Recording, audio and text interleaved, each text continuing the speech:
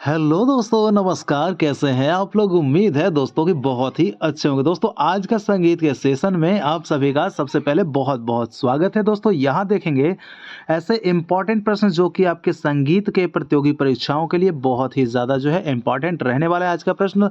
आज देखेंगे यहाँ पे जो आपका संगीत का प्रश्न जो मिलेगा पाश्चात्य संगीत से देखने को मिलेगा यहाँ पे जो महत्वपूर्ण प्रश्न पूछे जाते हैं, ठीक है? तो चलिए, पाश्चात्य का भी सेशन नहीं हुआ था, इसलिए आप लोग के लिए जो है पाश्चात्य का सेशन आप लोग के लिए करवाना बहुत ज़रूरी, क्योंकि यहाँ से भी प्रश्न आप लोग के लिए पूछे जाते हैं। तो आप लोग अंत तक देख लीजिएगा, और क्योंकि यहाँ पे बहुत ही इम्पोर्टेंट और ज़्यादा इम्पोर्टेंट प्रश्न आप लोग के लिए शामिल किए गए हैं, जो कि आपके एग्जाम में पूछे जाते हैं बार-बार, ठीक है? तो चलिए, देखेंगे हम यहाँ पे दोस्तों पहला प्रश्न क्या पूछ रहा है कि सिंपल और क्रुस्ट किसके प्रकार हैं? सिंपल और क्रुस्ट किसके प्रकार है? या फिर क्रुस्ट को क्या कहेंगे? कंपाउंड भी कह सकते हैं, ठीक है? कंपाउंड भी कह सकते हैं, सिंपल और कंपाउंड। तो ये आपके किसके प्रकार हो जाएंगे? तो सिंपल और क्रुस्ट या सिंपल और कंपाउंड किसके प्रकार हैं? क्या ये मेलोडी के, हार्मनी के, या फिर मेजर के? इसका जवाब हो जाएगा दोस्तों ऑप्शन नंबर बी, आपका हार्मनी के प्रकार हैं। जैसे कि कहा जाता है इसके दो प्रकार माने जाते हैं हार्मनी के। एक तो आपका हो जाता है सिंपल हार्मनी, ठीक है, सिंपल हार्मनी, और दूसरा हो जाता है कंपाउंड हार्मनी, जिसको कि क्रुस्ट हार्मनी के नाम से भी जानते हैं।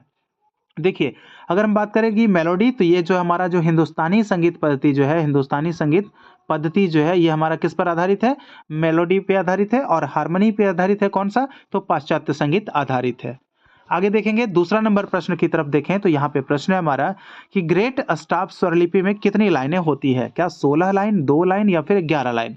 तो ग्रेट अस्टाफ जो स्वरलिपि जो होती है मेरे दोस्त, उसमें जो लाइनों की संख्या जो बताई जाती है वो कितनी? तो वो बताई जाती है आपके, इसका जवाब क्या होगा?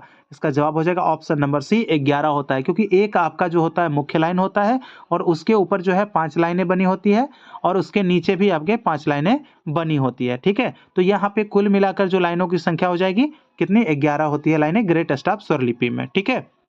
आगे देखिए, अगला प्रश्न हमारा तीसरा नंबर का कि पाश्चात्य संगीत में एक सप्तक के कितने स्वर अंतराल होते हैं?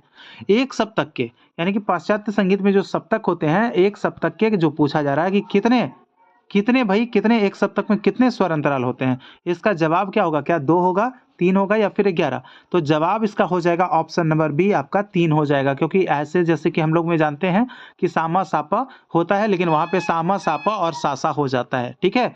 ठीक है, एक तो आपका सामा होगा, दूसरा क्या हो जाता है? सापा हो जाता है, और तीसरा क्या हो जाता है? सासा, एक तारसा वाला सासा, ठीक है? तो ये जो है ये आपके स्वरांतर माने जाते हैं, ठीक है?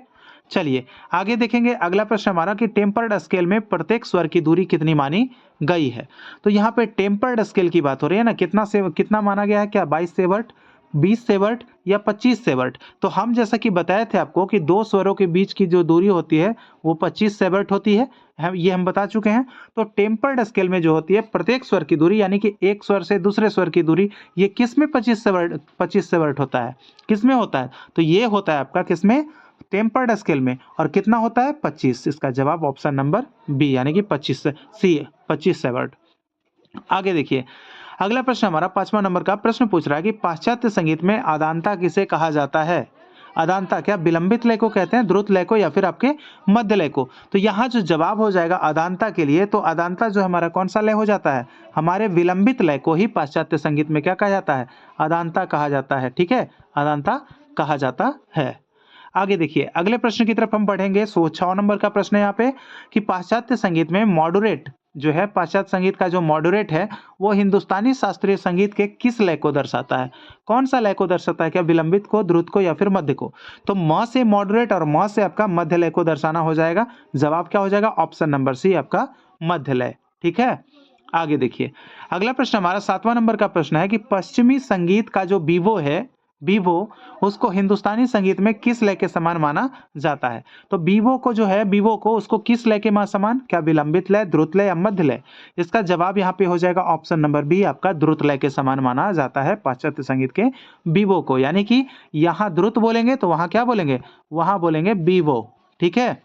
चलिए, आगे देख लेते हैं। हमारा 8वां नंबर का प्रश्न यहाँ पे क्या पूछ रहा है कि पश्चिमी देशों की मुख्य स्वरलिपि किसे मानी गई है? क्या सोल्फा है, अस्टाफ है, या फिर चीव है? तो हम बता दें कि पश्चिमी संगीत जो है आपकी, वेस्टर्न जो म्यूजिक है या पाश्चात्य जो संगीत है, उसमें जो है कुल स्वरलिपियों की संख्या 4 है। ठीक है, 4 स्वरलिपियाँ हैं जिसमें कि आपको एक देखिए एक सोल्फा होता है, स्टाप होता है, चीव होता है और एक और क्या होता है? न्यूमस होता है, ठीक है? न्यूमस होता है ये चौथा न्यूमस। तो यहाँ पे बताना है आपको यहाँ पे कि जो है मुख्य स्वरलिपि किसे मानी जाती है? तो जवाब क्या होगा?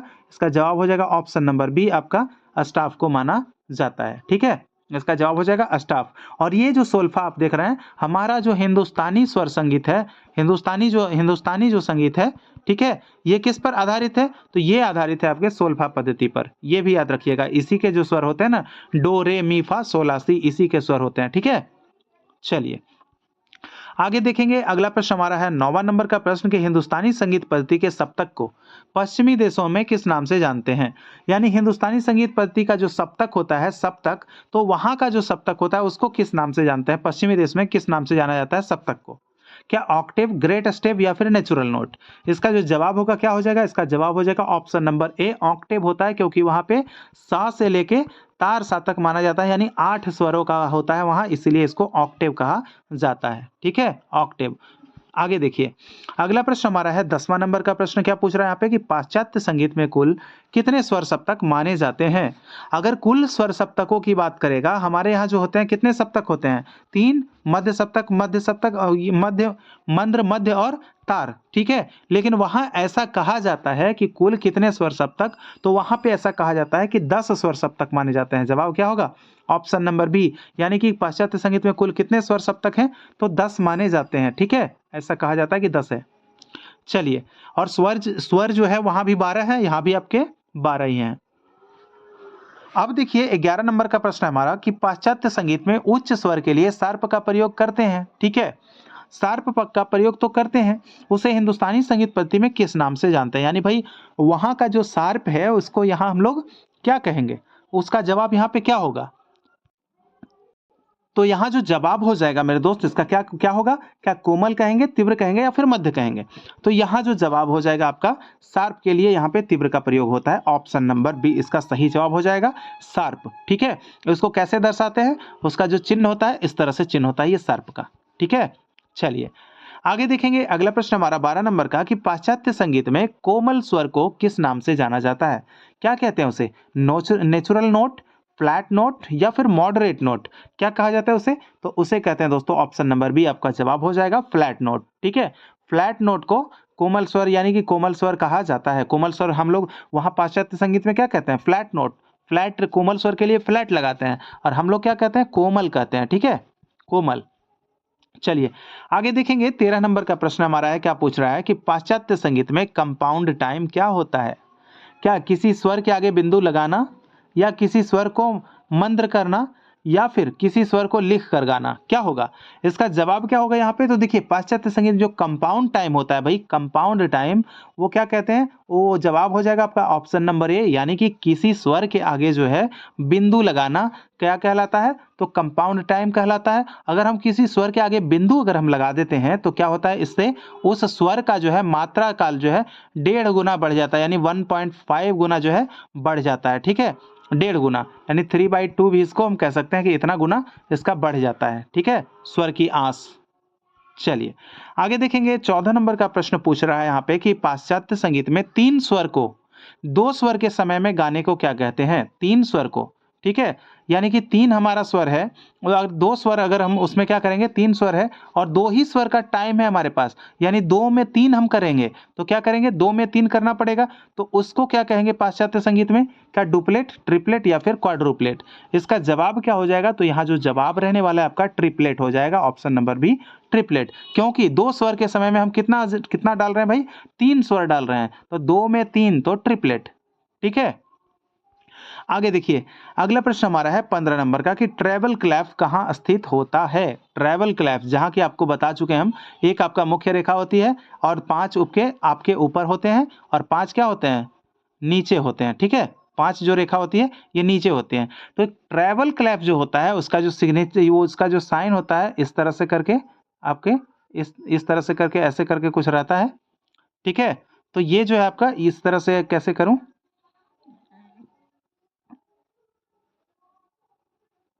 इस तरह से कुछ बनाया हुआ रहता है, ठीक है? ये आपका क्या हो गया? Treble clef. तो यहाँ पे जो दर्शाया जाता है ट्रेबल क्लैफ के लिए दर्शाते हैं जो है इस तरह से, ऐसे होता है ना, तो ये जो होता है, तो ये जो है कहाँ स्थित होता है, तो कॉमन लाइन के नीचे, कॉमन लाइन के ऊपर या फिर कॉमन लाइन के मध्य में। देखिए हमारा ये जो रहा, ये क्या रहा, ये बीच वाला जो बड़ी सी लाइन है इसको कॉमन लाइन मान लेंगे।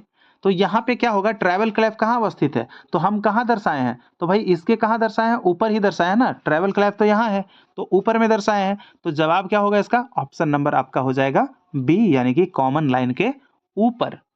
ठीक है, कॉमन लाइन के ऊपर दर्शाया जाता है। चलिए आगे देखेंगे, अगला प्रश्न हमारा क्या पूछ रहा है कि पाश्चात्य संगीत में तार सप्तक से ऊपर के स्वर लिखने के लिए किसका प्रयोग करते हैं, क्या ट्रैवल क्लैप का, बेस क्लैप का या फिर मेजर लाइन का। तो अगर हम तार सप्तक से ऊपर के जब स्वर लिखेंगे, ठीक है, समझ पा रहे हैं ना, तो तार सप्तक जैसे कि आपका ये जो है यहाँ से जैसे स्वर लिखा जाएगा, स्वर जो इस तरह से लिखा जाता है, तो और जो स्वर होते हैं उसको लिखने के लिए क्या करते हैं, उसको क्या करते हैं, किस पे लिखा जाता है, तो उसके लिए क्या करते हैं, मेजर लाइन या बेस क्लैप या फिर ट्रैवल क्लैप, क्या करते हैं, किसका प्रयोग करते हैं हम, तो इसका जवाब हो जाएगा आपका मेजर लाइन का, ऑप्शन नंबर सी। यानी एक और जो बनाते हैं उसको लिखने के लिए, तो वो क्या होता है, मेजर लाइन होता है। ठीक है, चलिए आगे देखेंगे, 17 नंबर प्रश्न है कि पाश्चात्य संगीत में अल्टो क्या होता है। भाई अल्टो ये क्या होता है, क्या ये तार सप्तक का मध्य स्वर है या फिर स्त्रियों की गायन सीमा है या फिर डायटोनिक स्केल के भाग हैं। तो यहाँ क्या हो जाएगा जवाब, इसका जवाब हो जाएगा ऑप्शन नंबर बी, ये क्या हो जाएगा, स्त्रियों की गायन सीमा है। उसी को क्या कहते हैं, उसी को कहते हैं अल्टो। ठीक है, उसी को कहते हैं अल्टो। और डायटोनिक स्केल के भाग की अगर बात कर लेंगे तो इसके दो भाग हो जाते हैं डायटोनिक स्केल के, एक मेजर स्केल और दूसरा माइनर स्केल। ठीक है, ये इसी के भाग हैं डायटोनिक स्केल के। आगे देखिए, 18 नंबर का प्रश्न है कि बेस क्लैप में किसके स्वर दिखाए जाते हैं। बेस क्लैप क्या तार सप्तक के, मंद्र सप्तक के या अति मंद्र सप्तक के। तो यहाँ जो जवाब हो जाएगा उपयुक्त में से एक से अधिक हो जाएगा, क्योंकि यहाँ पे मंद्र सप्तक के तार स्वर भी दिखाए जाएंगे और अति मंद्र सप्तक के भी स्वर दिखाए जाएंगे। तो यहाँ पे इसलिए आपका जवाब होगा कि बेस क्लैप का प्रयोग क्यों करते हैं, तो मंद्र और अति मंद्र सप्तक के स्वरों को दर्शाने के लिए या फिर दिखाने के लिए। ठीक है, चलिए आगे देखिए, अगला प्रश्न हमारा 19 नंबर का। देखिए दोस्तों, अगर आप लोग को सेशन जो है अच्छा लग रहा होगा तो आप लोग बेहिचक जो है हमें मोटिवेट करने के लिए आप जो है अपना प्यार जरूर दें, वीडियो को लाइक करके साथ ही साथ चैनल को जरूर सब्सक्राइब कर लीजिएगा और नोटिफिकेशन तो जरूर ऑल पे सेट कर लीजिएगा, ताकि आने वाला जितना भी सेशन होगा वो आप लोग के पास पहुंच जाएगा। एग्जाम से रिलेटेड जो भी महत्वपूर्ण सेशन होंगे वो सबसे पहले आपके पहुंच जाएगा। ठीक है, चलिए तो यहाँ पे प्रश्न है हमारा कि पाश्चात्य संगीत के ऑर्केस्ट्रा को हिंदुस्तानी संगीत पद्धति में किस नाम से जानते हैं। यानी कि पाश्चात्य संगीत में क्या कहते हैं भाई, तो ऑर्केस्ट्रा कहते हैं, उसको हिंदुस्तानी संगीत पद्धति में किस नाम से जानते हैं। यानी कि यहाँ हिंदुस्तानी कह लें या फिर आपके भरत ने भी बताया है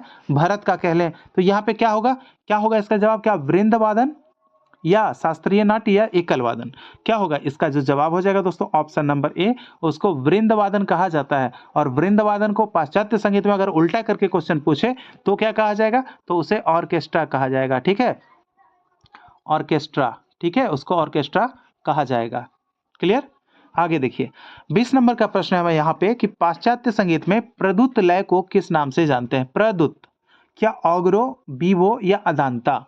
देखिए प्रद्रुत लय, बीवो तो हम बता चुके हैं कि ये द्रुत लय, केवल द्रुत। अदांता हम बता चुके हैं विलंबित, विलंबित के लिए। तो यहां जो बचा एक आपका ऑप्शन नंबर ए ऑगरो। ठीक है, इसको क्या कहेंगे, ऑगरो कहेंगे। ऑगरो ये जो है प्रद्रुत लय के लिए क्या प्रयोग होता है पाश्चात्य संगीत में, ऑगरो प्रयोग होता है, ऑगरो कहा जाता है प्रद्रुत लय को। ठीक है, चलिए 21 नंबर का प्रश्न है। अब जो प्रश्न है और ही काफी मजेदार और इंटरेस्टेड इंपॉर्टेंट प्रश्न है अभी, और आप लोग यहाँ पे देख लीजिएगा जितना भी प्रश्न है काफी इंपॉर्टेंट है। अब आने वाला जो भी प्रश्न है अभी और है जो प्रश्न देखेंगे, प्रश्न हमारा क्या पूछ रहा है कि गिरजाघर में सामूहिक रूप से गायन करने वाले समूह क्या कहलाते हैं, या फिर उसको क्या कहते हैं, क्या कोयर, गायक या ऑर्केस्ट्रा। यानी गिरजाघर में जो सामूहिक रूप से जो गायन करते हैं ना, सामूहिक रूप से, उसको क्या कहते हैं।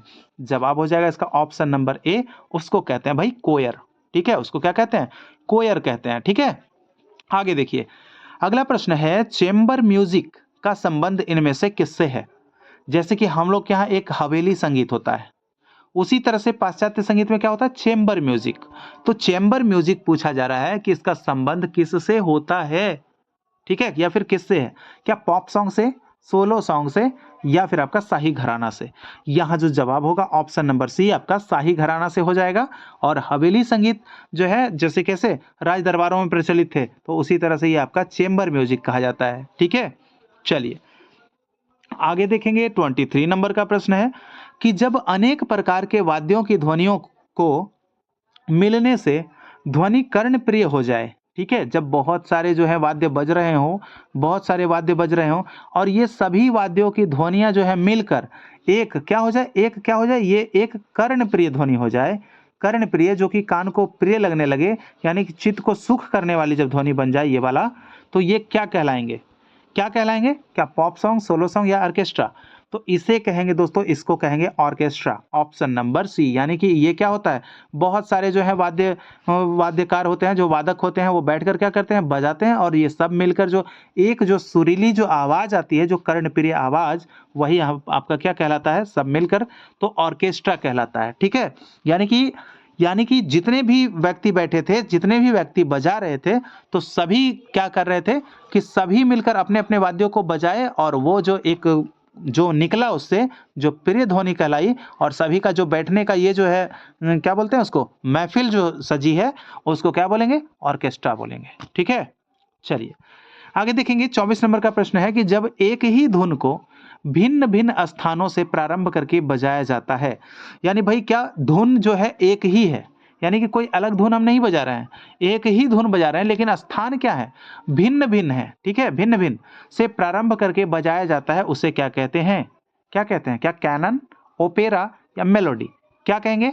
तो एक ही धुन को जब भिन्न-भिन्न स्थानों से प्रारंभ करके बजाया जाता है, तो उसे कहते हैं कैनन। ठीक है, क्या कहते हैं? कैनन कहते हैं। ठीक है, अब देखेंगे अगला प्रश्न जो कि इस सेशन का लास्ट प्रश्न होगा। ये भी काफ़ी इंपॉर्टेंट है और ये प्रश्न जो है ये भी आपका पाश्चात्य संगीत से ही है। आज का सेशन तो ही टोटल रहा है, तो भाई ये भी प्रश्न वहीं से देखेंगे। प्रश्न है, जब संगीत को नाटक के साथ मिला दिया जाता है तो क्या कहलाता है? नाटक के साथ जब मिला दिया जाता है संगीत को नाटक के साथ, तो क्या कहलाता है? कैनन, ओपेरा या मेलोडी? यहाँ जवाब क्या हो जाएगा? इसका जवाब जो हो जाएगा मेरे दोस्त, ऑप्शन नंबर बी, ओपेरा।